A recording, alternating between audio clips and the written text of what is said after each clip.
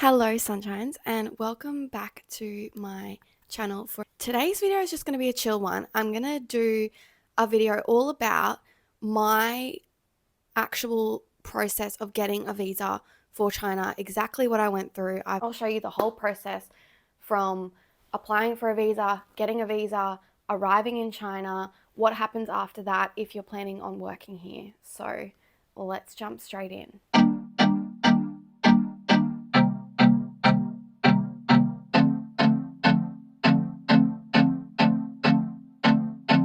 There's light in places of darkness. If you're new, hi, my name is Jaala and I am an Australian who is currently living abroad in China, documenting my daily life.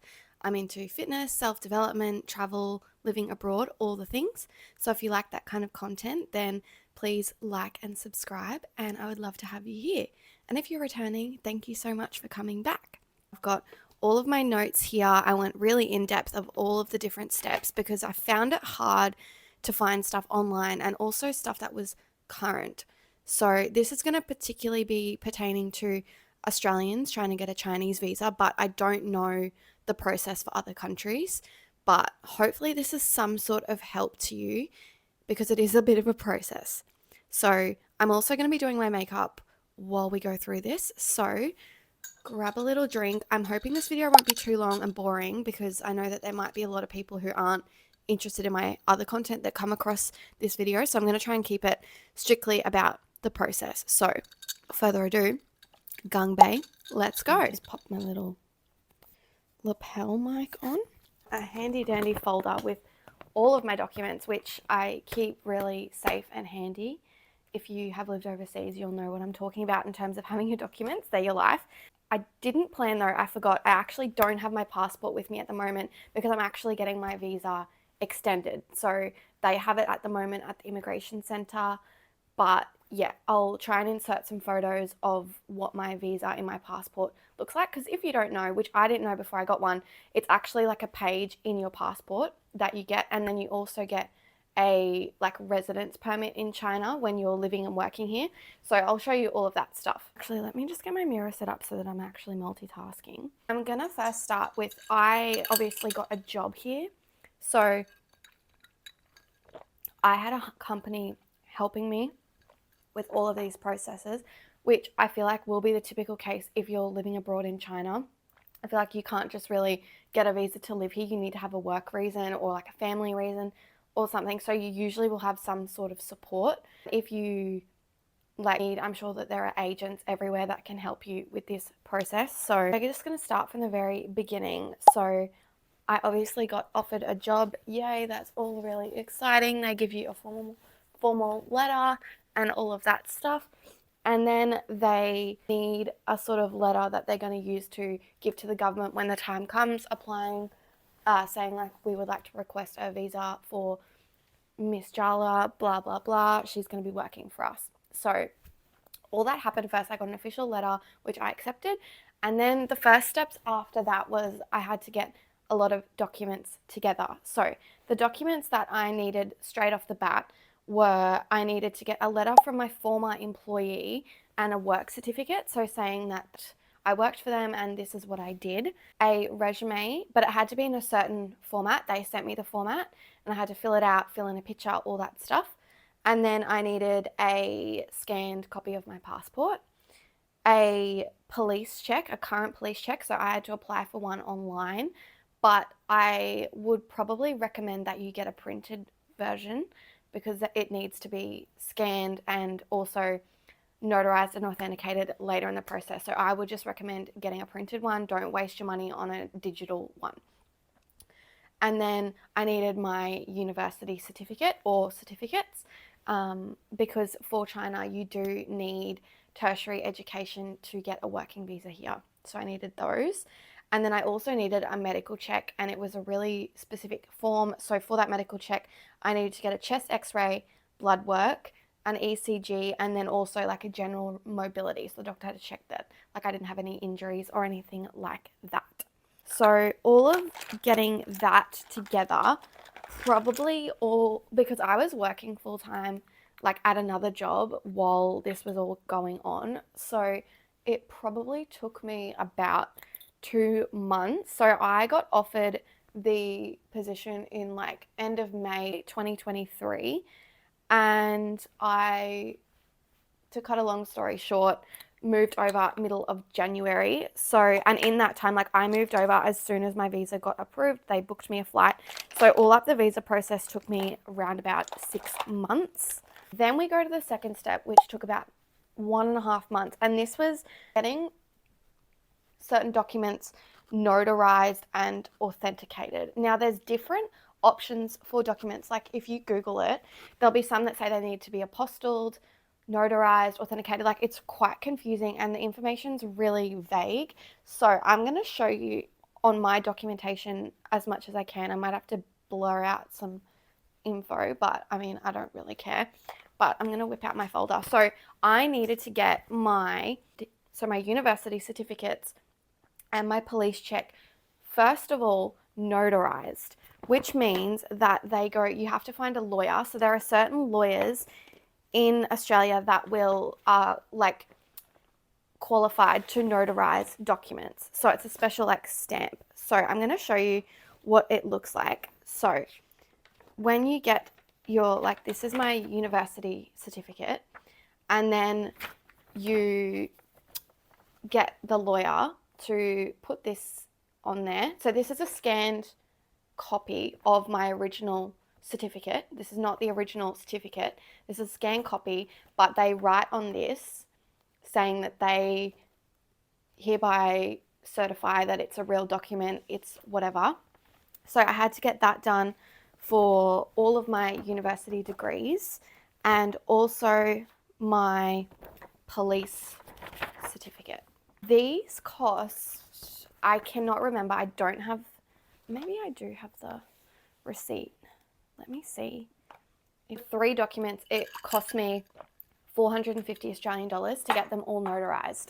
So after they get notarized, straight from the lawyer's office, like I was in there and he sent them off, these need to get sent to the Department of Foreign Affairs and, Foreign Affairs and Trade in Brisbane. That was the state that I was living in. So once they get sent there, that cost again was 276 Australian dollars. So that works out to be $92 per document. So when they come back from Brisbane, they will have this seal, this green ribbon and this red seal on all of my documents. So to drive to the visa office for the first time, and this was probably, I'm going to say like September of 2023 is when I started having to go to Brisbane. So the first time that I went to Brisbane, then they had to send, you didn't have to make an appointment also for these. You just walk in, get a number, have to wait as long as you have to wait. So after I got my documents back, I go to Brisbane and I have to send these documents away again so that they can get to Shanghai and they get authenticated, because they send it to like your closest sort of city in China where you're going to be getting your visa. So when they sent them away, then they called me in like 2 weeks and I had to go and collect them again.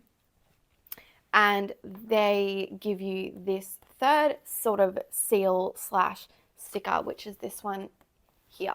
That process of sending them away probably took about 2 to 3 weeks for them to like go to Shanghai and then come back. So then after they come back, then we actually get to the good stuff, which is applying for my visa. So again, I had to grab all my stuff and then I had to actually fill out the form online. So this one, you literally just go on Google. I'll try and find the website and link it below, but it's just an online form that you have to fill out saying all your information, like why you're going, how long you're going to be there, all of that stuff. And then they give you a number, like a number ticket thing, which you just sort of keep a note of, but you don't need to, again, make an appointment. So then we go back to Brisbane again. And this was in November of 2023. So right now the process has been going on for 4 months. So you literally fill out your form online, get your number, you bring all of your documents with you and your passport. And then you sort of just say, yeah, hey, like I want to apply for my visa. And this process was the quickest part of the whole thing. So literally you drop all your stuff off, they sign a couple of things, they take your fingerprints, and then you leave your passport with them. And then I got a call in a couple of days saying that it was ready to be picked up. From this day, I honestly thought would never come. I was ecstatic. I'll try and put a video of me, like I was crying. I was like, oh my God. Yeah, I just never thought the day would come.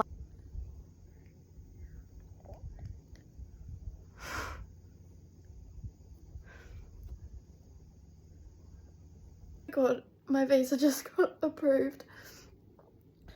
So I can pick it up on the 11th of January. Oh my God.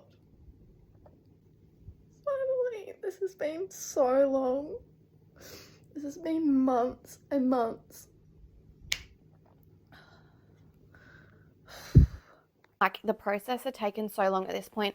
There were a couple of times I was ready to give up and just throw the towel in, I'm not gonna lie. When that day came, I was stoked. So literally after that process, you need to keep your receipt from when you dropped off your passport and everything. You have to pay again. Let me see the cost. Hold on. So the visa document processing was $94.50. I'm going to put like a screenshot of all of my different costs, including like doctor's appointments and stuff like that. But all up, I got reimbursed 1,307 Australian dollars. I don't know the cost of the actual Australian visa. My company paid for that, so I don't know that. After my visa got approved, then I literally just had to go back to the visa office again. We've been there 4 times, I think, at this point. And I just had to show them the receipt, and then I picked it up with my passport, and there was a little page sticker in there saying that I was going to China. So yeah, that is how that works. And then you literally just obviously get on a plane. And once I arrived in China, I had to fill out a form, but then you just show them your passport. They look at what they need to look at, they stamp it, and then you're good to go. So I didn't have any problems with immigration or anything like that. But now we get to, you think the process is done at that point, right?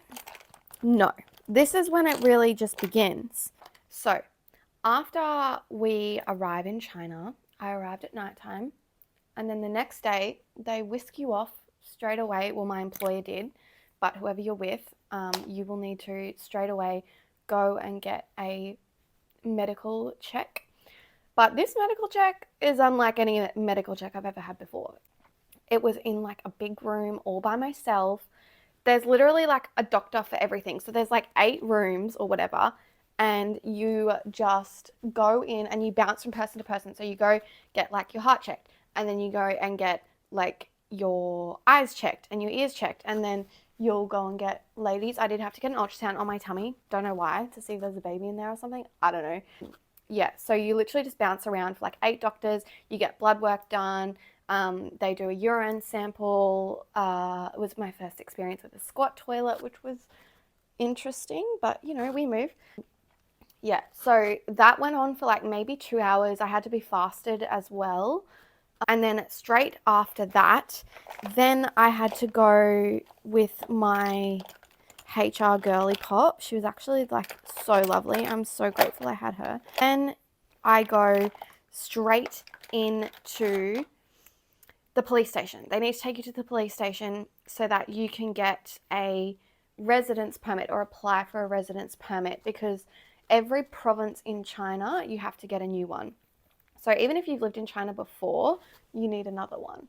So you have to go again, bring your passport, all that stuff, and sign a bunch of documents, whatever. They take your photo, and that residence permit actually is another page in your passport. So then I had to leave that with immigration for like 2 weeks. And yeah, so that's actually what I'm getting done now. So right now, where is it? I've got like a page that has like all my passport info, so I can still catch the trains, use my passport if I need to.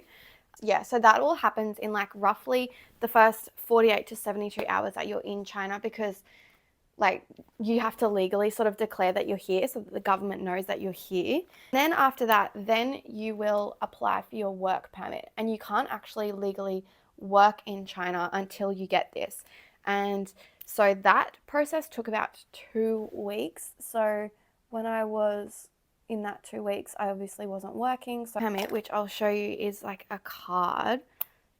Okay, so I'm just going to cover my personal information, but it looks like this. And this is like what I use if I need like insurance or like health insurance, or like proof of stuff. I needed it when I reapplied for my visa again. So yeah, you get your work permit, and then they should open up a Chinese bank account for you, which makes your life 10 times easier once you get a phone number and a bank account here. Oh my God.